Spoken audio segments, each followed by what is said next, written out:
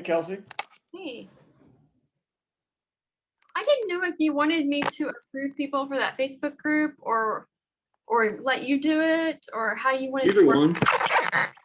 And we could set up if you want to have them just answer a few questions so we know we're not getting robots. We can do that too. Yeah, I've got a couple requests that looked like kind of sketch. Yeah.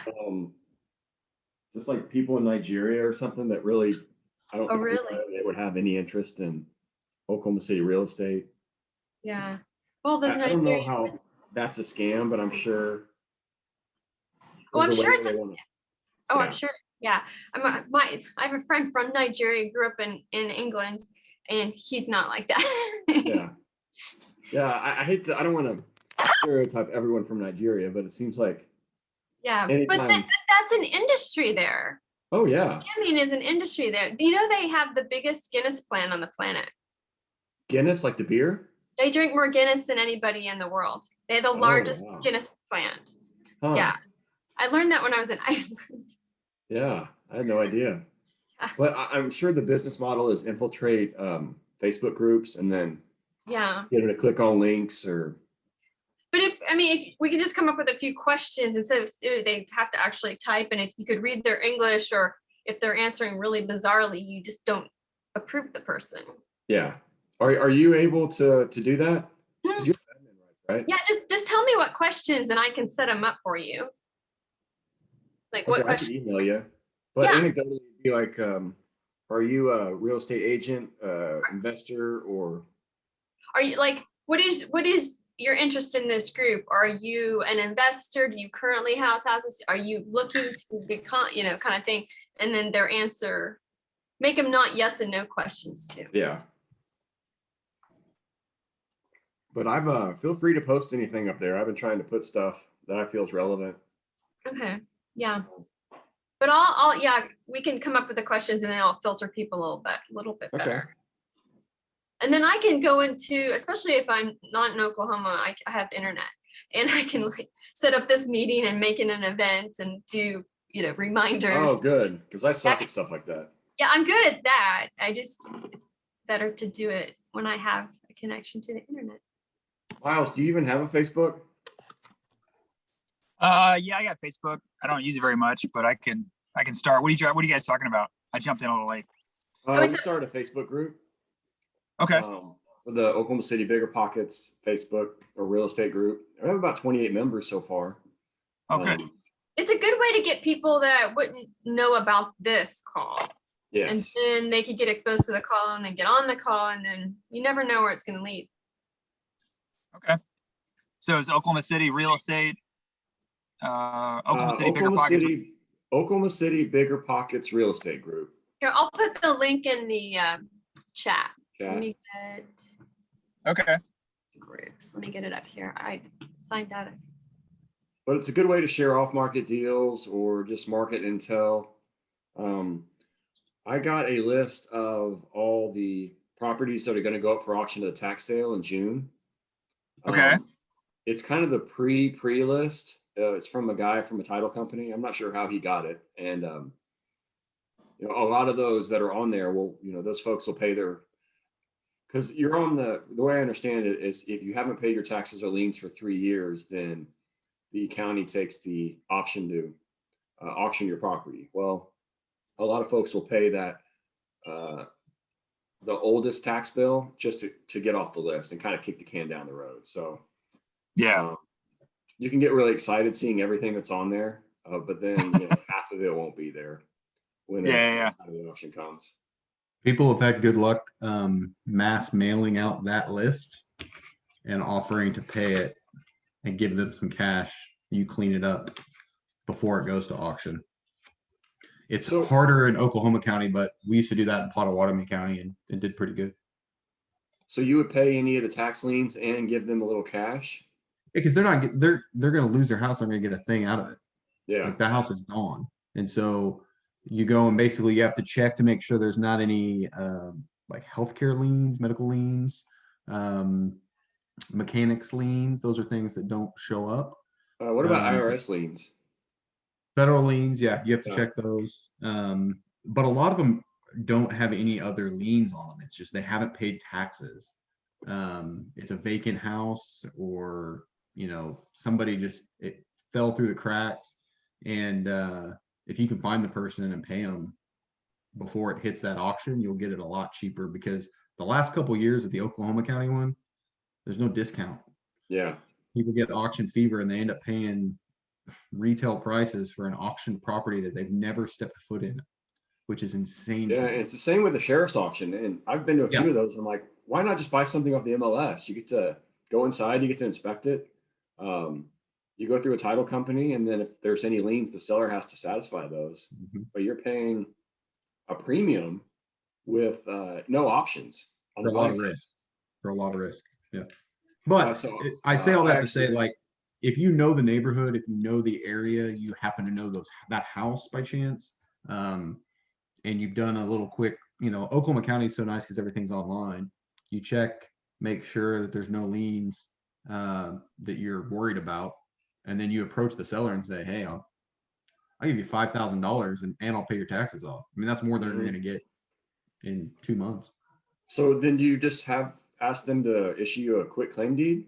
Yeah. So that'd be a little different or difficult with owner occupy, obviously, because they're having to find somewhere else to live. But if it's We worked out a couple deals. Rarely are they owner occupied, but Yeah. yes. We worked out a couple deals where they stayed on as tenants for a period of time. Again, it depends on the type of house you're looking at. It's not a strategy I'd probably employ in Edmond, yeah. but Yeah, because the pushback to that would be, well, if they don't pay their taxes, they're probably not going to pay their rent. Right. Yeah. So if anyone's confronted with that situation, it's probably just best to do a cash for keys scenario. try where to you get give them out for sure. Yeah. Because I actually represented a client. He bought something at the tax sale, and there were all kinds of liens on it that he obviously wasn't aware of when he purchased it. And so that prevented him from doing a remodel on it, and he had to sell it. He sold it for more than he bought it, but after you added up all the legal fees to quiet the title, he pretty much broke even for a lot of work just to break even. But it's fun to go to. Levi, did you go to the tax sale last year? I didn't. I haven't been the last several years to Oklahoma County because I don't want to stand down there and fight out-of-state investors. Yeah, They've got their proxies sitting there and they're buying everything they can get. I know. The only enjoyable story I've got in the last couple of years is it seems like there's at least one every year. Somebody bids on a house and 60% of the crowd knows that house doesn't stand anymore and it's a vacant lot. And 40% of the crowd thinks there's a nice brick home sitting on that lot. And the bidding gets up high and the chuckles start and people start laughing and whispering. And then somebody's really excited when they win the house for, $80,000 and they just bought a really nice lot. Yeah. But I see it right here on Zillow. Yeah, that was before it burned down. If you enjoy that, like just for purely entertainment, it can be a great time. But I have not heard of very many like what I would consider good deals in the past couple years. But this year might be the year. I know a guy. His business model with it is to buy vacant lots and then just mow the lot and kind of clean it up and then make a couple grand off it. Which you're not gonna become rich that way, but if you get in the rural counties, that you can make some money doing that. There's a lot of just vacant lots that have chunks of cement, junk, and overgrown brush. And yeah, there's one catty corner to one of our houses. do you know who owns it, or if there's I'm sure it'd be easy to find out. Yeah. But Levi, what's your connection to Pottawatomie County? No longer connected to Pottawatomie. I sold my last one Friday. I had invested down there a few years back, and we had about 15, and then I sold. I've sold all of them over the last 18 months or so. I mean, did you grow up in that area, or just randomly started buying stuff there? No, in fact, when I first got on Bigger Pockets and we were doing the monthly lunches, is kind of when Shawnee was blowing up. That's when you could buy homes down there for 5,000 and put 5,000 into them and rent them for 500. I mean, it was just crazy returns. In fact, the first house I bought down there, I bought for 5,000. I think I ended up putting 10,000 into it, and it rented for like 575 or something. I mean, just insane. But it since has gotten a lot harder to find deals. A lot of people, a lot of wholesalers and stuff flooded in there. And with this kind of crazy rise in real estate prices of late, I've never been that happy. I had a partner there and I wasn't too excited about it. And it was always like an afterthought. And so we had opportunity to sell them and we did that. So Was that the one you told me about? It's been 3 or 4 months ago. I sold a package of, I sold a triplex last year, and then I sold another one late last year. And then I had a package of like 10, and we sold, this is Potawatomi County for you. We got them all under contract, and the title failed on one of them. So the buyer was like, I'll take the 9. So we sold the 9. For those who don't know me, I'm a title landman. So I looked at it and I was like, I don't think this is a problem. And so we just put it back on the market and closed it a different title company, and they had no problem with the title on that 10th house. So sold it to another buyer 3 weeks What was later. the title issue that first title company? It came out to a probate issue from the like 70s. The first attorney thought that there was an issue with the Marketable Title Securities Act of Oklahoma, and it boiled down to a date issue. And we had another attorney, in fact, because we bought it from that house, we bought it at an auction, and we had marketable title on it. I mean, the attorney from the title company when we bought it had signed off on it. So we reached out to him and said, I don't think this is an issue. Will you confirm? And he agreed. But then we had 2 attorneys basically saying different opinions. And as you guys know, no attorney is going to change their mind. And so we found a third attorney, and that attorney agreed with our attorney. So they issued that buyer title insurance? Yep. From the other, there's like 2 title companies in Shawnee. The second one did, the first one would not. Okay. I'm being confronted with an issue. I might have talked about it on here, but I'd like anyone's input that has knowledge on it. So I did a owner finance agreement on a house. It was a really good deal. That's why I moved forward with it. And so it was an option to purchase after a year. So I exercised that option to purchase. And then the title company found several liens against it from 2010. So the people I'm buying it from bought it at a sheriff's auction in 2012. But this, they bought it without knowing the liens, but they just did owner finance for people. And people would default, then they just take it back. And then I bought it. And so for the first time, I'm confronted with a quiet title suit. And so I've gotten a lot of different advice, and it turns out I'll probably just have to hire an attorney to do the quiet title suit. It'll probably take 90 days. But from what I've been told, when that property changed hands in 2012, the person who had the lien against it in 2010 should have been notified, and at that time tried to settle that title. But it's now a third party. It's a law firm that bought that lien and is trying to turn a $1,500 lien into a $3,000 lien. But I don't really know what my options are to establish that they already knew about the change of ownership. Do you have any input on that? Or it's a tax lien? No. So what happened was this guy in 2010, his name's Bucky. Never trust a guy named Bucky. He was deeding the property out to anybody who would buy it, and through a quit claim deed. And then so some of these people filed liens against it, and then that guy went bankrupt. It was auctioned off 2 years later. So there's still this lien from 2010 that hasn't been satisfied. And so the way I understand it is this law firm bought the lien for $1,500 and is trying to get $3,000 for that lien once they account for attorney's fees. So the only way I can own it free and clear is to do a quiet title suit. Is there no statute of limitation on these liens? It's different per type of lien. Yeah. Okay. Federal liens, no. I know tax liens last forever, I'm sure. Tax liens Mhm. last a long time, but there's different types of tax liens. Mechanics liens, I think is 3 years. So Okay. it's kind of different based on what it is. The medical ones last, I think, 7. Okay. Wow. Okay. But so what I'm told is if that lien holder was notified and didn't seek out compensation from the new title holder, then their lien is null and void.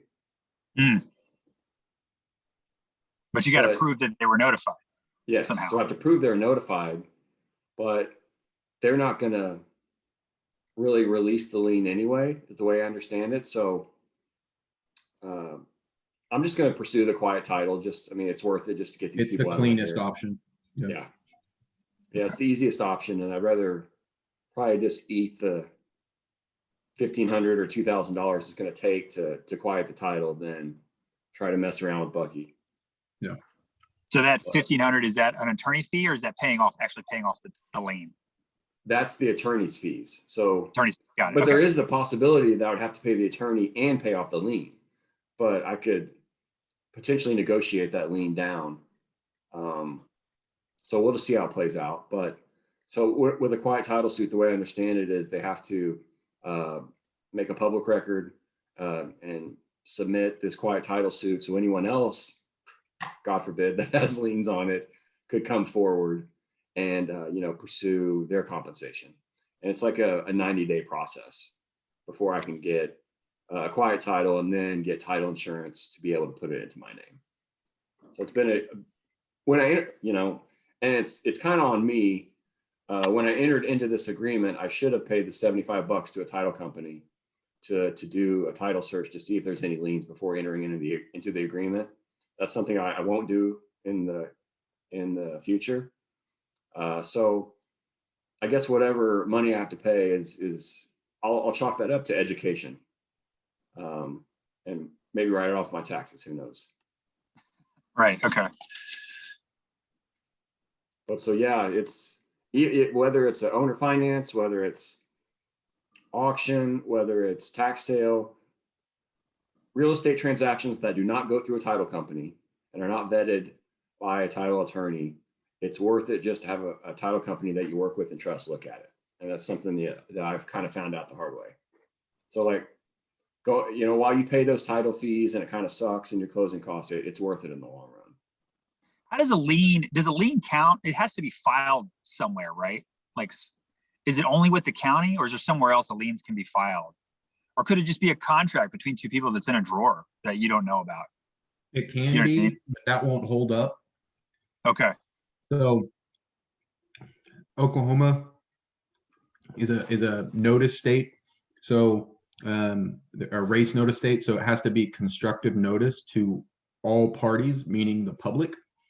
And so if you go and you look at the public record at the county of whatever county you're looking at, and you chain the title out, and there's not something on file there that a normal citizen of the public would be able to see, then you can't be held liable against it for a real estate contract. So if there's not a notice of that lien in this example, at that county courthouse, then no reasonable buyer would assume there was a lien just floating out there. So they have to come up and make notice. Now, if the affected party can prove that you did know about it, that it wasn't recorded at the county clerk's office, but that you were emailed a copy of that lien, or your real estate agent said, yeah, here it is. If they can prove that you knew about it, that's enough too. Before you close on the property. Right. But if you don't know about it and you wouldn't have known about it and the title company doesn't find it, then they can't really make a claim after that. Okay. Have you guys They can ever make had? they can make a stink about it, but that's what the title insurance is going to fight. I mean, they could try, but it's not going to go anywhere. Okay. Miles, you had a question? Yeah. Well, I mean, yeah, I just wondered if you ever had a situation where the title company you're relying on them to be good, obviously, right? So they have to do their due diligence. But I'm like, do I pay the title company $75 to go on the website and look around for title deeds and that's it? Or what do they actually do? Like, what do you guys know about their actual process? What do they do? They're pulling down an abstract. So they're pulling down every document from patent to current that affects that piece of land. Okay. Whether it's vacant or house or whatever. So from 1907 in our state to current, any deed, transaction, anything like that is going to be included. And then they're going to look at mortgages of the last 40 years. They're going to look at certain subordinations and liens and that sort of thing in the last 35 years. They're going to take all of that together. Used to be a physical printout called an abstract. Now it's electronic, and they send that to the attorney. The attorney floats through it, chains it out, and makes sure that the person who's selling it has complete right and legal ability to sell that piece of ground. And then if there's anything else in the way, we're talking about liens here, but you could also have easements, you could have encroachments. That's why we do surveys, right? So if there's anything that's going to affect marketable title to that property, the title company is going to say, sorry, we can't issue insurance on this. We're not comfortable unless you fix the following things. The most common when we're talking about residential stuff is a release of a mortgage. Almost every single no, not almost. Most tracts of land have a mortgage on them, right? And so one of the requirements is the attorney will say, I can tell you this will be marketable title for the buyer if you can get this release of a mortgage done, which is why the title company reaches out to the seller's bank and says, I need you to give me this signed release that we can file. So they do all those things. Okay, gotcha. And then they insure their work. So that's Definitely what your worth title the- insurance. So if their title attorney missed something, then that insurance policy is supposed to insure against that. Does it protect you or does it protect them, or who does it actually protect, the title insurance? There's two policies. Sorry, Okay. I'm eating lunch. You pay for an owner's policy, which protects you. And then if you're getting a mortgage, the lender will require a policy for them that protects them. Okay. Yeah, so Miles, if you look at your statements settlement say- statement from Queen Anne, it's itemized your title insurance fees of the title insurance for you and then the title insurance for the lender. What has it been in at, like $400 or $500, something like that? Yeah, It depends on ends the up value being- of the house. some are higher. I know Chicago titles Yeah. quite a bit higher than most with their title insurance fees. I like closing at American Eagle. They always take care of me, and they're relatively affordable when it comes to transaction fees and title insurance. Let me give you here. I'll pull up my last one that actually did close at Chicago. Yeah. Hey, Ben, they spelled my name wrong on the warranty deed. Did I tell you about this? No. Yeah. So I'm going around with American Eagle at Clausen there. Like, I spelled my name wrong. I should have caught it because I was flipping through it.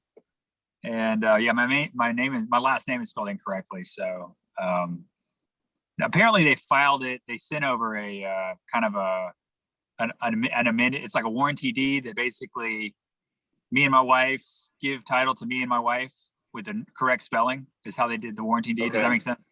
Yeah. Yeah. So I'm like, So all you right, that makes deeded sense. I you deeded it deeded to the myself. misspelled Miles to the correctly spelled Miles. Exactly. That's how they fixed that problem. So I guess that's good to go. And we'll go with it. So, Yeah, I mean, you're not going to go after yourself, you know. right. Exactly. The only thing I'd be concerned with is like, but my name misspelled, that's not a real person. How can they deed me anything if that's not a person? Because it's misspelled. You know what I mean? So I think I'm overthinking it. So I'm just going to let it be. Yeah. So the misspelled person is not a person. Right. So I guess they wouldn't try to sue you or claim ownership because they're not a person. Yeah. Because they're not a person. I guess it's a good point. So the only risk would be of the person and that doesn't matter in this case. So anyway, I think we're fine. And they didn't, it's not like they charged me for it. So anyway, Yeah. but lesson to me was go over at closing, go over that stuff a little closer. Just look a lot closer. Make sure I don't miss any. How'd they spell your last name? Cheatham, which is a common spelling of that name. Okay. And my spelling is uncommon, TUM. But anyway, I think we'll be fine. And then I'm also going through them to try to get my wife added to my primary residence, just kind of a totally separate thing. So I'm working that through them. So Okay, cool. anyway, Well, Sam, what's going on with that duplex over on Northwest Expressway? Have you made any headway on that? No, they did not like my offer. So they told me it wasn't even close enough to counter. So I'm just waiting. It's still out there. I knew it was high, their listing price. And I kind of I have no properties, so I was like, I'm not wasting my time moving forward this and just swinging for the fences here. So I went ahead and I'd been up there a few times and looked around, looked at the vacant side, looked at the occupied side, and I was like, I put in my time. I might as well throw out an offer that works for me, even if they're not going to even bother with it. And that's exactly what happened. They didn't really even bother with it. So my realtor just said, let's wait a month. And if it's still out there, we'll try again. how much below asking? What was can you give me the numbers? Yeah, it was listed at 325 and I offered 275. Okay. Well, Yeah, so Miles, They gave you crap for that? That's not that low. well, I don't know if they gave me crap. My realtor just said that it wasn't even close to counter. So in my mind, I was like, yeah, they're not bothering with this. Yeah, This so is on Sam's looking to council, do it. right? This is on council, right? Yeah. There's all that new build on the west side of the council. I'm looking it up. Near You said it's on Zillow? Yeah, it's on Zillow. It's on Mashburn Street. Oh, yeah. They just lowered it. It's between Hefner and Northwest Expressway on council, right? Yes. On Nice. this side? What's Because the on one the side? west side, they're building all that new. And so my guess is that once it's built up, they'll be more reasonable about the old stuff. Yeah. I mean, in my mind, I don't know. It's an interesting, I don't know how much they put into it. But the one side's really nice and the other side's not. And so it seems like, and the other side is a month-to-month renter, but way below market rent. So I'm like, I feel like you're going to have a hard time finding somebody that's going to meet what you're listing it at. And so I don't know. I mean, What do you think it'll rent for? They just dropped it to 315, like Levi said on Sunday. yeah, I saw that. What were you projecting like the market rent to be per side? For the occupied side that's not remodeled, 950. All the other units on that street, they're right around 900 to 1,000. And then the remodeled side, I mean, my family and we would live in it if we were to get it. But whenever we moved out, I was putting it at 1,200, which I'd be kind of nervous at that price that it might not be filled, but that's still what I was running my numbers at. Okay, I have a very random question. What kind of vehicles were at all these duplexes? That is a good question that I didn't really take note of. Because this is back when I was in college, one of my friends said, how you choose your apartment is you walk around and you look at the vehicles. And if they're all run down, you don't want to live there. Yeah. If they're like Hondas and Toyotas or nice, decent pickups. Because I know that there's an apartment complex kind of closer to Hefner on the east side. And at one time that was just like drug central. Yep. Yeah. So I didn't know what the duplex is, what kind of clientele you got there. Yeah. It didn't seem bad. I feel like my wife is a good judge of the area and she was okay with it. So I was like, hey, if you're okay with it, I'm going to run with it. The area is great. And I had a friend that lived in that apartment complex and he had to just leave. He was just like, we were just tired of walking out in the parking lot and it was just constant. Like, wait, which apartment complex? You know the one, okay, so you have Hefner and then there's kind of like a gas station that used to be there and it's just back off the road on the east side. So north of this. Yes. Yes. North of that Gotcha. duplex, It's yeah. I used to south- live at the it's one south. at Northwest Expressway. I was like, did I live in the? Oh, no. It's the one that's closer to Hefner. What kind of car did you drive, Levi? I mean, I didn't have one. No, I'm kidding. One indicator I use for neighborhoods is if I see a female walking their dog or a female jogging, I'm like, safe. If she feels safe enough as a female to be out in the street, then, you know, good enough for me. Yeah. This house I just bought, there was the neighborhood was pretty nice. If you looked at like yards are well kept and the house cars are pretty decent, pretty nice and stuff. And then I talked to my neighbor, and 2 doors down there was a drive-by shooting like 3 weeks before. 3 weeks Really? before, and I was like, ah, crap. What neighborhood? What neighborhood? It's a little neighborhood at the intersection of Hefner and Western, kind of. Western's safe. sketchy. You're safe. Yeah. Western's good and then sketchy. Good and then it's like 23rd Street. Well, there's some Yeah. housing Sketchy. projects on Western just south of Hefner. So Ben likes to give me crap because I invest around there. No, that's a good 100 area. In 100th fact, I Street. referenced you, Levi, when I told Miles about that because it was an off-market deal. So 100th, north of 100th. I mean, I'm just being completely honest. North of 100th is a Crip neighborhood. That's Crip gang and always has been. South of 100 used to be another gang that's been pushed out. They're now on the northeast side, and it has become a Vietnamese gang. But I don't know what the Vietnamese gang is in town, but that's their territory.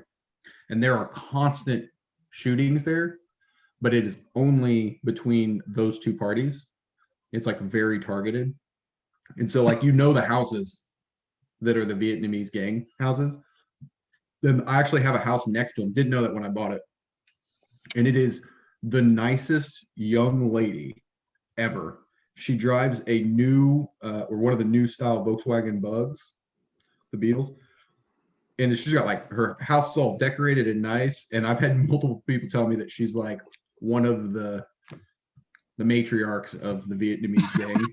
Oh, wow. And I'm like, oh, like again, every time I've talked to her, she's been so pleasant. But They respect their elders though. they really, and like they're like, you'll be do. fine. Like And she'll they be don't mess with protected. She'll they don't never mess have with any anybody issues. but their own. Yeah. Yeah. So you're safe over there. What I know about that little weird like 3 square mile area, it's different when you get over into Highland, but that area seems to be pretty Just good. There'll don't be wear shooting. don't wear solid red in the No Crips red. neighborhood. Yeah. Do not. No red. I'm pretty sure they wouldn't, Don't even ever if I do was like wearing, the Bloods hint that you even if I was wearing solid red, I'm pretty sure they wouldn't mistake this middle-aged white guy for one of them. depends on the What I color. remember. On the color. Anyway, Especially yeah, if I mean, they- I can't, you can't be too squeamish in this business. So I'm like, I mean, the neighbor told me she was friendly. She came over and talked to me, and like, I was like, at first I was like, oh God. And then I was like, you know what? This is not the business if you're going to be squeamish. So I'm sticking with it. I'm not gonna like sell it. So, Have you got a tenant in there yet? not yet. I've just been dealing with family stuff. So I'm going to get it. Should have a rehab by the end of the month, but, and ready to have a tenant in there. So my property manager came in, he thinks 1380 is where he wants to start marketing it. So I'm like, okay, it seems a little low, but I don't know. It's really hard. I'm having trouble nailing down the rent because 4.2s, like if you go on some of the websites and look for 4.2s, there's none nearby. There's just none. And so I'm having trouble sort of comping out the rent. You know what I mean? Yeah. Because we talked about like closer to 1,600 or 1,550, something like that, right? Yeah, that seems high though compared to like the quality of the properties that are at that point. You know, they've all been like updated kitchens and stuff like that, and they just look. It doesn't look like it's there, but 1380 seems a little low. So This is at Hefner and Western. right. Yeah. What do you think? Oh. Every time I talk to anybody, they're getting way more rent than I ask for, and I'm like, I need to raise my rent. I don't have any 4 bedrooms though, so I don't. I wouldn't be a good case study Right. for that. Yeah. I know that Section 8, it's now like 1,500, I think, for a 4 bedroom. Is that right, Ben? You would probably know. Mm-hmm. Oh, interesting. So Okay. that's why so many of us are losing deals, is because you've got people buying houses, cutting them up into the smallest bedroom possible for 5 bedrooms and renting it for 1,700. Wow, bedrooms, okay. yeah. Interesting. Yeah, there's two investors here in town that do real well with that, but they're also slumlords. Yeah. Yeah, I mean, it does go up. Prices do go up quite a bit for 4 bedrooms, especially with 2 baths. So I don't think that's unrealistic. Your 1380 or whatever, I don't think that's crazy. Yeah, and, Right. with Section 8, I mean, there can be a compulsion to immediately rule out Section 8 tenants. And I don't know if we talked about this on this call, but those people they wait a long time and they do a lot of work to get that voucher. And they know if they damage the property, that voucher is going to get ripped from them. So oftentimes those are some of your more quality tenants because they're very pot committed to keeping that voucher. And you get paid from the government. So I wouldn't dismiss a Section 8 tenant just whole cloth when you're looking at who you're going to fill it with. Doesn't Section 8 tenants have a tendency to stay longer? Yes. Yeah, because they often have kids. And then tenants with kids are more apt to stay longer because they're in the schools. I never try to profile, but I always prefer a family because they're less transient. They don't want to uproot their kids from their school. They're more likely to stay 3, 4, 5 years than like a single guy. He's probably going to be out in 12 months. We have a shortage of Section 8 houses in the Oklahoma City market. And so they also don't want to move because there's not like a huge supply for them to take that voucher elsewhere. The people I know that do Section 8, I don't have any, and that's not by choice. It's just not something I ever needed to do. But rarely have I ever heard anybody complain about the tenants. It's the inspectors that are the bigger problem because we live in a metro. There's multiple inspectors. Like if you do Section 8 housing in a rural small town, there's one person you should deal with every year. But here, the first year you'll get somebody come through and they'll go, yeah, everything looks good. You're good. And you'll get them moved in. And then the next year or whenever they come back to do the next inspection, you get the hard-nosed by the book inspector. And suddenly you're looking at like $8,000 worth of work. Jeez. So it's really hard to know, like, at what point am I going to be called for a bunch of money? This guy said it was fine. This person said completely different. So that's the biggest complaint I've ever heard about Section 8 here. Can you look at county records, or does it vary by county to know where the Section 8 properties are in the county or the towns, like in rural areas? I don't know if there's like a comprehensive list. Because you don't have to publish it. That's why a lot of listings will say Section 8 tenants welcome or not welcome. We get a lot of questions from people like, do you accept Section 8? So I don't know if I guess HUD delivers or has a comprehensive list. Ben, do you know of that? No, I mean, the way I understand it is any home that meets those HUD requirements as it pertains to safety can qualify for Section 8 housing. It doesn't have to be in a certain neighborhood or a certain part of town. No, the landlord just has to fill out a real short form and turn that in to the Office of Housing, and then get that inspection, get signed off that you meet the minimum requirements for Section 8 housing in terms of If there's safety. a neighborhood with an HOA, that you might have a problem. Yes. I'm sure there's something in the covenants or restrictions that restrict Section 8 tenants, or maybe even tenants at all. But if it's just your standard single family housing unit in a regular neighborhood, yeah, because ideally from the government's perspective, they don't want all the Section 8 housing consolidated into one space, because that's way too much poverty in one concentrated area. And we know what happens when that happens. So from the government's perspective, at least the way I've been told it, they'd rather kind of spread out those Section 8 tenants all across and kind of intersperse them with traditional single family owner occupier, or just your standard renter. So yeah, they would almost welcome it in an area that's not consolidated with Section 8 tenants. Interesting. Huh. I think it's a little late for me on that one, but I think maybe for the next tenant cycle, maybe I'll look into that. It's interesting.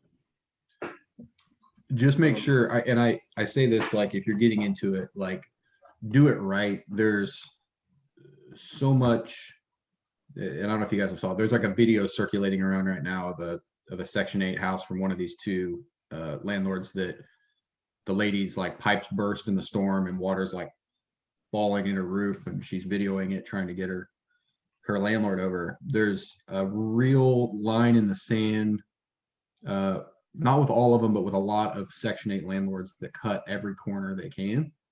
And I think any of us that are on this call we're not interested in cutting corners, but you definitely want to distinguish yourself from that, because that is a stigma here that I hear often. When you talk about slumlords, they're willing to do Section 8. And then there's other, call them quality landlords, that are also willing to do Section 8. And you've got to really make sure you distance yourself from that prior category. Yeah. And what do you? It gives everyone a bad name. How do you distance? Well, just by not acting like a slumlord. Is that how you distance yourself? Just doing it I right. mean, obviously, the corners that get cut, because when you're doing Section 8, you have these inspections. The corners that get cut are easy to hide. You know, it's behind the walls and in the attics and things like that. I just think that you can remain very professional with the way you present your properties on a listing, right? It sounds like you use a property manager. So right there, that's distancing yourself, because the slumlords that I know don't. They do it themselves, or they have a person that they employ as a property manager part-time. Like strongman. Yeah, anyways, it's not hard to do, but you want to make sure that, you know, familiarize yourself with those listings and make sure your wording is different and your pictures are better and different. And, you know, it's easy because I see them on here. I know right away if it's a quality or not. And I'm sure some of the tenants don't. Right. You can tell. And if you spend any time looking at like for rent listings on Zillow or Facebook or Craigslist, it's pretty easy to spot them, Section 8 or not, you know, the ones that are better or not. And it drives me absolutely crazy, because it does give everyone a really bad name. And it's extremely frustrating in this market to lose out on a house that, I mean, my whole thing is like, I want my houses to be in above average condition. And when I know I'm getting beat out by a slumlord who's going to convert the garage and cut it up into 3 bedrooms to turn what might be okay as a 3-bedroom into a 5 or 6 bedroom just because they get more money, is sad. It's sad for the neighborhood. It's sad for the Section 8 program. And has that happened recently? Oh yeah. That's why Highlands exploded. That's why Altaview at Western and Britain has exploded. That's why Hefner's exploded. Portions of the southeast side, southwest side, anywhere you can squeeze another bedroom, why wouldn't you? Right? A house that's worth, I don't know, $75,000, if it's in good shape, suddenly I'm willing to pay 105, 110 for it if I know my rent's going to be 1,500. Right? The house isn't worth that. How small are we talking? Huh? How small are we talking about? You talking about these bedrooms, and your main complaint is that the bedrooms are too small to be practical, kind of thing. Is that what you're getting at? Yeah, and I think it's just you start, you know, even if you've got the space, it's like when you walk into a 1-car converted garage that has a hallway along one side and you've made 2 bedrooms out of it. Right. We've all probably stood in a 1-car garage. Yeah. And it should be 2 bedrooms. Wow, I've never seen that. That's crazy. I have a 1-car garage, and I can't imagine. Yeah. That being 2 bedrooms. But even then, it's like, okay, take the 1-car garage, and maybe you're being gracious and you make it into 1 bedroom, and then you take an add-on. You know, you build a really cheap add-on in the back of the house. Say it's a brick ranch style house from the 50s, and you throw up a cheap siding add-on on the back to get 2 more bedrooms. Now your 2-1 is a 5-1, and you get $1,500 rent. Yeah, well, has that really done anything for that house, for that or that community? I see what you're Yeah, saying. and from what I understand on Section 8, the government doesn't want children of the same sex in one room, and that Yes, they don't that's- want more than 2 children in one room. Mhm.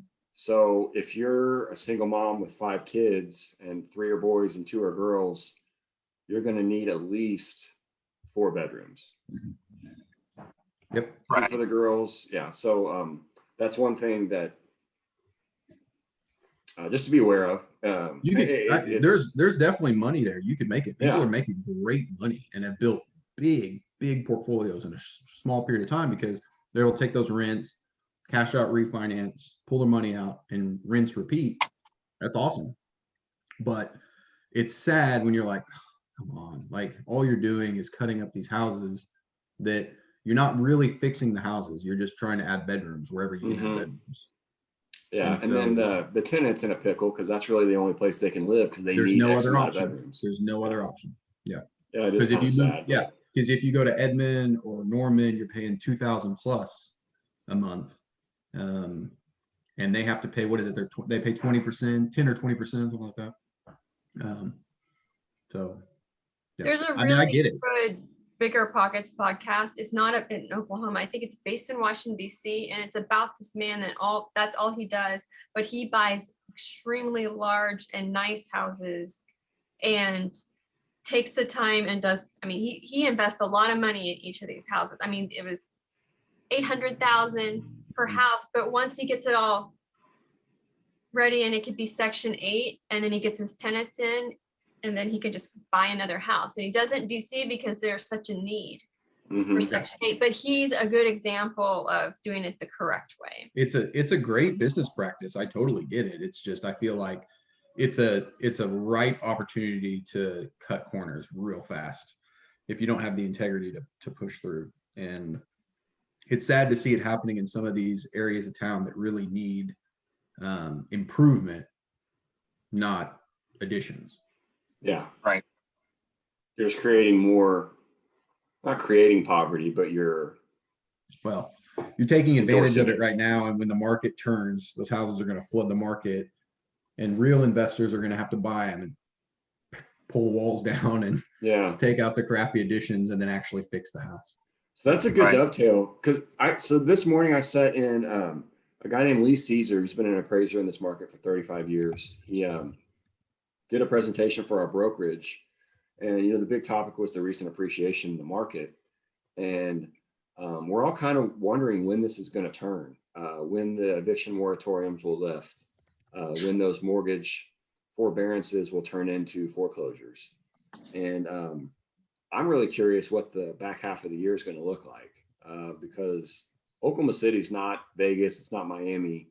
The prices that have gone up are very atypical for this market. So,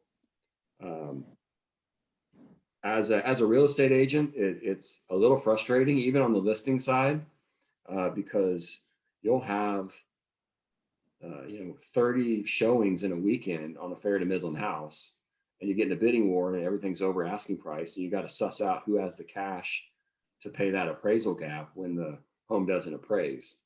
So it'd be nice to see some more inventory hit the market, but I think there's going to be, I don't know if it'll happen this year or next year, but some type of correction once all this COVID stuff sorts its way out. I didn't know if you guys had any opinion or insight on that. I have a question that I'm hoping you guys can answer for me because I feel like I'm missing a component of the argument. And I don't follow it. Ben, you probably have it better than me. We are at like all-time crazy low inventory Mhm. for listings for houses. Yeah, we right? have less than 30 days inventory. That's what I heard. I heard it was like less like 20 days or 15 days, something like that. Very, What's very the low. average? So an 6 average months. market is 6 months of inventory. So that's Oh, neither a geez. buyer's nor a seller's market. And it's low all across the country, but it's exceptionally low in Oklahoma. We're like number 1 or number 2 lowest market a couple weeks ago. It definitely stands out here. And that's the metros, in my understanding. That's not OKC proper, right? Well, it's anything registered by through the Oklahoma City MLS. So, MLS. So it's going to get a lot of the metro. mhm. Okay, it's very similar, or at least this is what I'm talking with other investors, it's a very similar structure in inventory in terms of rentals. I haven't Mhm. seen a formal number, but we're also at a very low inventory of rentals, which is pushing rents up, not as fast as home prices, but they're getting higher. Where are the people coming from? Because They're when you coming from California. yes and a no, big I've seen the chunk, latest numbers. It's not that high. It's not enough to distinguish this much but they're difference. coming from a lifestyle where they don't have to physically go into a job. They can work someplace in the United States, and Oklahoma has such a mild climate compared to a lot of places. We don't get the blizzards and the snowstorms. Mhm. I've known more people that have left, but see, the opposite's happening in Los Angeles.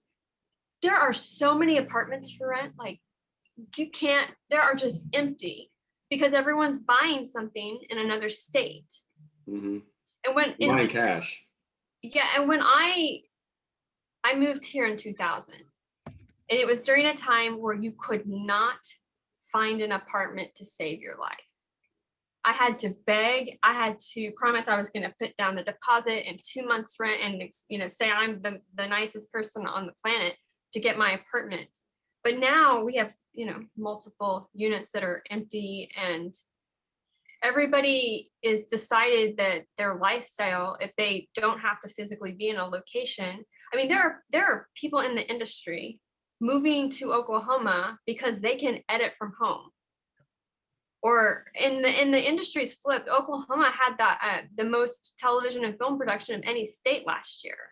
I didn't know that. And they've got some kind of like a green screen. Somebody bought a school. I forgot what town it is, a little teeny tiny town. They bought the school and they're educating people on how to do where they put the dots on them and they do the green screen and do all the special effects. That industry is moving to Oklahoma at such a rapid pace. And it's because they don't want to go to Austin because it's too expensive. They can't afford a place to live there. But it's I still also think affordable. the cannabis industry has attracted a lot of out-of-state people.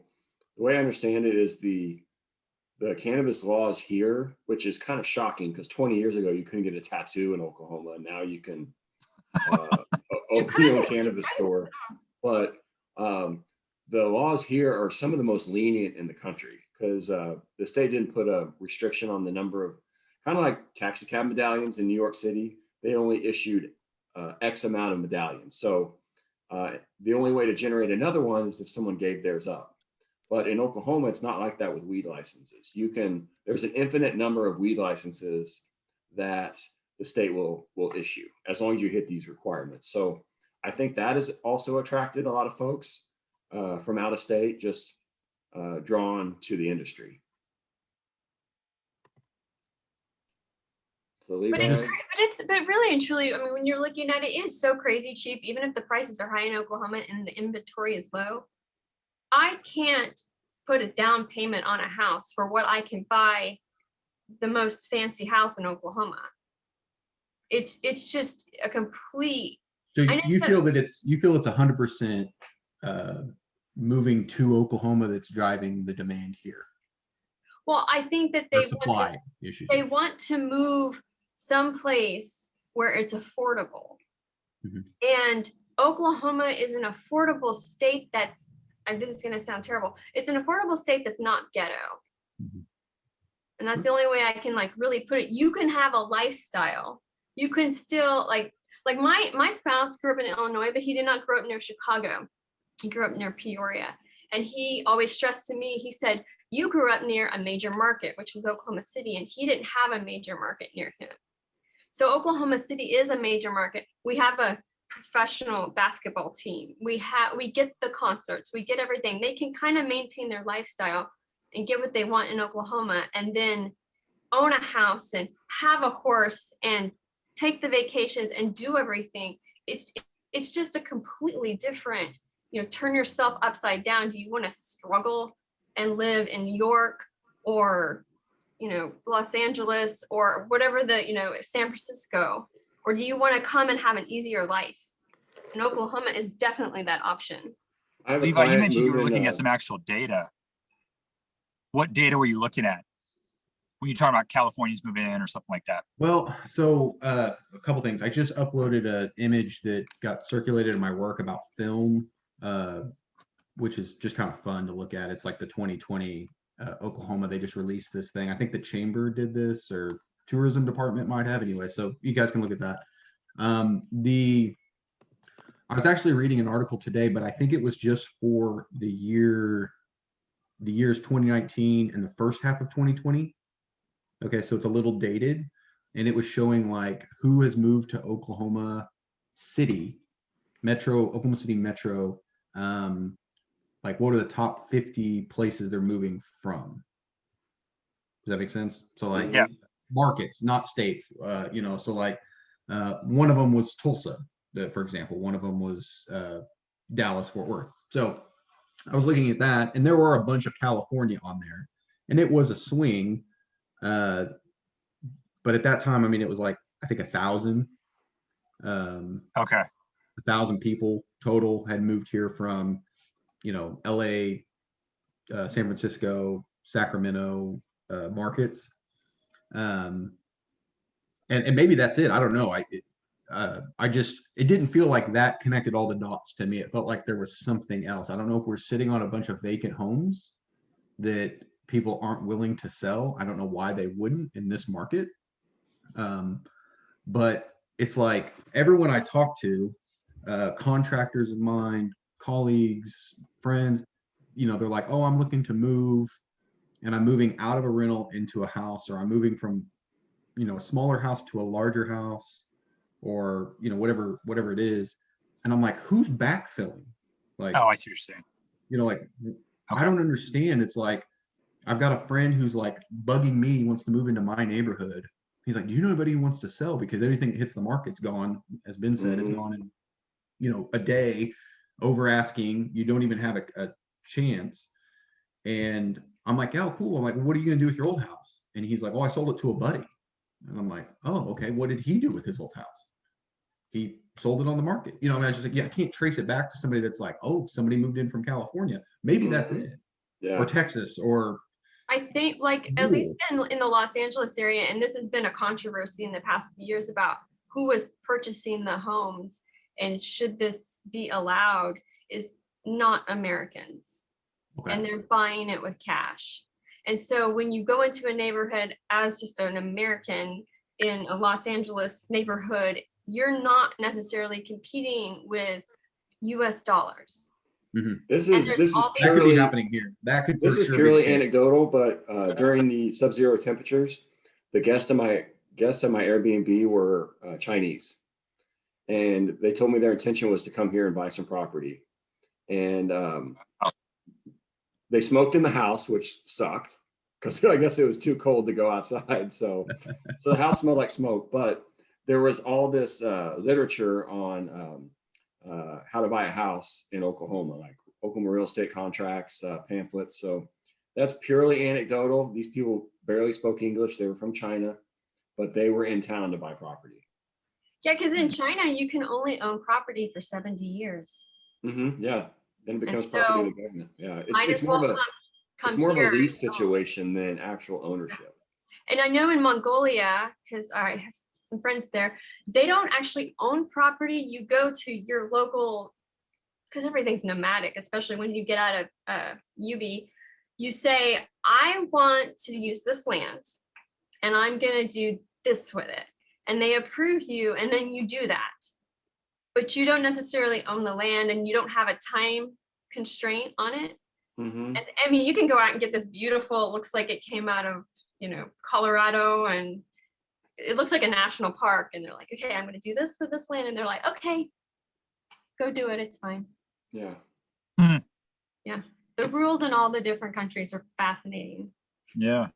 But that's been a controversy in Los Angeles about, should we allow foreign money in to be purchasing all of the properties, and should there be a limit? Yeah, but even if you try to legislate that, there would be a workaround.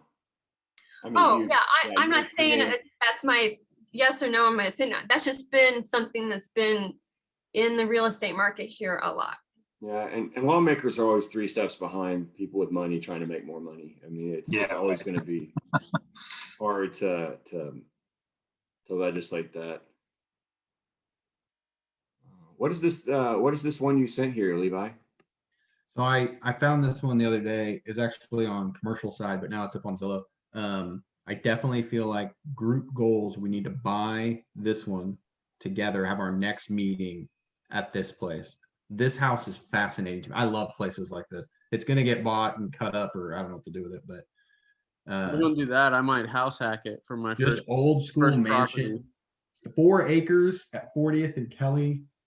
You're near the museum, the zoo. It's not the best part of town, but it's not awful. Who Yeah. owns it? Huh? Who owns it? Verbode. The brokerage? Yeah, well, yeah. What's her name that owns it? Oh, what's her name? It's on here, I think. Oh, I actually drove by this house the other day.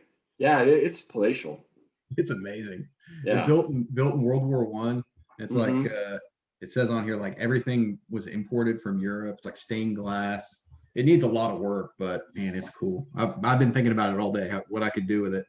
It needs to be commercial.